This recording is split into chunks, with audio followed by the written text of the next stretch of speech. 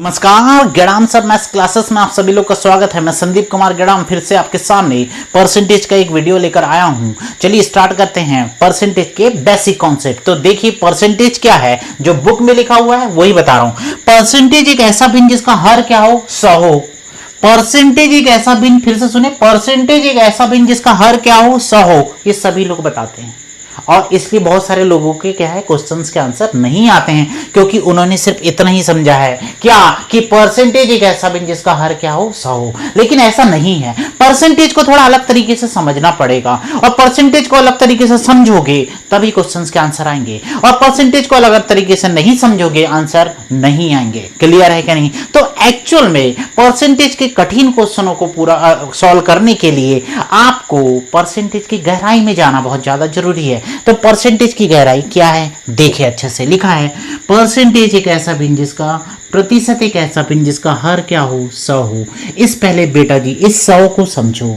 ये 100 है क्या, ये 100 है क्या, इसको समझने के लिए मैं जो बोल रहा हूं थोड़ी देर के लिए यकीन कर लो। क्या कि पहले ये समझो, तुम्हारे जीवन में जो भी चीज तुम देखते हो, जो भी चीजों को महसूस करते हो, वो अपने आप में 100% है। नहीं समझ में आया? जैसे कि मैं अगर ये बोलूं कि ये पेन है, ये पेन अपने आप में 100% होगी, ये बोर्ड अपने आप में 100% होगा। क्लियर है कि नहीं? आप जिस भी चीज को देख रहे हैं, टीवी देख रहे हैं, टीवी अपने आप में 100% मान लो। यानी हर एक वो चीज जो आप देख रहे हैं, महसूस कर रहे हैं, थोड़ी देर के लिए मेरे बोलने के अनुसार, मेरे लिए थोड़ी देर के लिए मान जाओ 100% है। मैंने अगर कोई शब्द बोला, जैसे कि मैंने बोला कि पर्टिकुलर कोई एक एरिया है, पर्टिकुलर कोई एरिया है ए।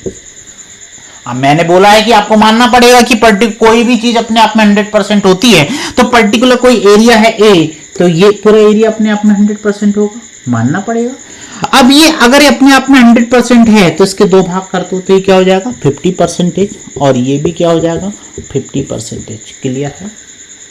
अब इसके ए के ये दो भाग जो किए 50-50%, उसमें से एक भाग जो 50% दिख रहा है ये बी को दे दो। अगर बी को दे दिया तो देखिए बी का भी 50% भाग है, सॉरी बी का ये जो भाग है जो ए का 50% है। अब इस बी का जो भाग है इसको बाहर निकाल दो, बाहर निकाल दिया। ये बी का जो बाहर निकला हुआ भाग था, ए का कौन सा है 50%। लेकिन जब ये बाहर निकलेगा और जब मैं सिर्फ और सिर्फ बी के भाग की बात करूंगा ना, तो ये अपने आप में 100% होगा। क्लियर हो गया? ये अपने आप में क्या होगा 100% होगा। नहीं समझ में आ रहा है? और समझाता हूं और समझाऊंगा और समझाऊंगा, समझते रहो। देखो ये बी का भाग अपने आप में 100% हुआ कि नहीं, इसका भी दो भाग कर दो तो ये क्या हो जाएगा 50%। तो ये क्या हो जाएगा, दूसरा भाग भी 50% होगा, और दूसरा भाग भी 50% होगा। तो आप ही समझे, इस दो भाग जो बी का जो दो भाग 50-50% है, उसमें से एक भाग सी को दे दो। अब इस सी के भाग को निकालो, और इस सी के भाग को जब मैं बाहर निकाल रहा हूं, सी के भाग को जब मैं बाहर निकाल रहा हूं, तो सी का जो ये भाग बाहर निकला हुआ है अपने आप में 100% है। यानी आप इस बात को समझे, सी जब अकेला है तो 100%, लेकिन सी का ये भाग की तुलना जब बी के भाग से कर रहा हूं तो 50% दिख रहा है। बी का ये पूरा का पूरा भाग अपने आप में 100%, लेकिन बी के भाग की तुलना जब ए के भाग से कर रहा हूं तो 50%। यानी हमारे लाइफ में कोई भी चीज जब सिंगल है ना, तो अपने आप में 100% है। ये 100% से ज्यादा या 100% से कम तभी होगी जब इसकी तुलना किसी और चीज से की जाए। जैसे यहां बी के पूरे 100% की भाग की तुलना ये पूरा का पूरा भाग जब ए के भाग में समा गया तब जाके ये 50% हुआ है। क्लियर है? मानो इस कॉन्सेप्ट को, मानो इस कॉन्सेप्ट को मानना पड़ेगा क्या कि कोई भी सिंगल चीज अपने आप में 100% है।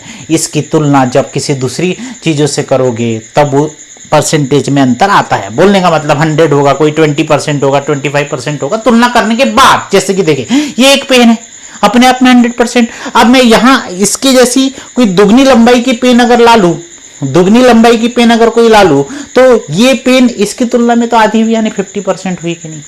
पूरी बात समझ में आ गई होगी क्या कि ये 100 नहीं है बेटा जी, ये 100 नहीं है, ये 100 ये बता रहा है कि हमारी लाइफ में हर एक चीज अपने आप में 100% है। और अगर मैं इस 100% की तुलना, यानी कोई भी चीज को मैंने जो 100% माना है, ये 20%, 25%, 80%, 100% से ज्यादा तब होगी जब मैं किसी और दूसरी चीजों, दूसरे मानों से इसकी तुलना करूंगा। क्लियर हो गई पूरी बात? ये कॉन्सेप्ट में जो बता रहा हूं ना, ये आपको बुक में नहीं मिलने वाला है। समझ में आ रहा है कि नहीं? आप जाके देख लेना। क्लियर? पूरी बात समझ में आ गया? ये 100 नहीं है, ये 100 नहीं है। क्लियर है कि नहीं? ये 100 इंडिकेट कर रहा है क्या कि दुनिया में हर एक चीज 100% होती है। तो सर आपने ये 100 तो बता दिया जो हर में था, तो ये अंश क्या है? अंश भाग है बेटा। अंश क्या है? भाग है। ये 100 का भाग है। जैसे ये उदाहरण बताया ना, ये अपने आप में ए क्या है? अपने आप में 100%, तो ए की जगह 100 की जगह ए रख दो। अब ए की तुलना किससे कर रहे हैं? बी। अब ये बी किसका भाग है? ए का। तो जो भाग होगा ना, भाग वो ऊपर होगा बेटा, तो बी अपॉन ए हो जाएगा। क्लियर हुआ? ये 1/100 समझ में आया? 100 मतलब पूर्णमान, और ये अंश मतलब 1 मतलब इस पूर्णमान का जो भाग है, अंश है, वो ऊपर रहेगा। यानी बोलने का मतलब क्या, परसेंटेज क्या दिखाता है? परसेंटेज को ओवरऑल समझने के दृष्टिकोण से देखा जाए तो सर जी ये है कि पूर्णमान नीचे रहेंगे और उसका कुछ भाग कहां रहेगा? ऊपर रहेगा। इसमें दिख रहा है ना? दिख तो रहा होगा। ये कुछ भाग क्या है? पूर्णमान का कुछ भाग है। ये ए के रूप में दर्शाया है और पूर्णमान 100। फिनिश। समझ में आ गया होगा? पूरा का पूरा समझ में आ गया होगा। समझ में आना भी चाहिए। बहुत अच्छे से बता भी रहा हूं। क्लियर है? परसेंटेज के फंडामेंटल को समझो बेटा। जब भी मैं 1/100 लिखता हूं तो आप समझो ये 100 नहीं है, हमारी जिंदगी का संपूर्ण मान है। सर एक क्या है? ये उस हमारी जिंदगी के संपूर्ण मान का कुछ हिस्सा है जो ऊपर लिखा गया है।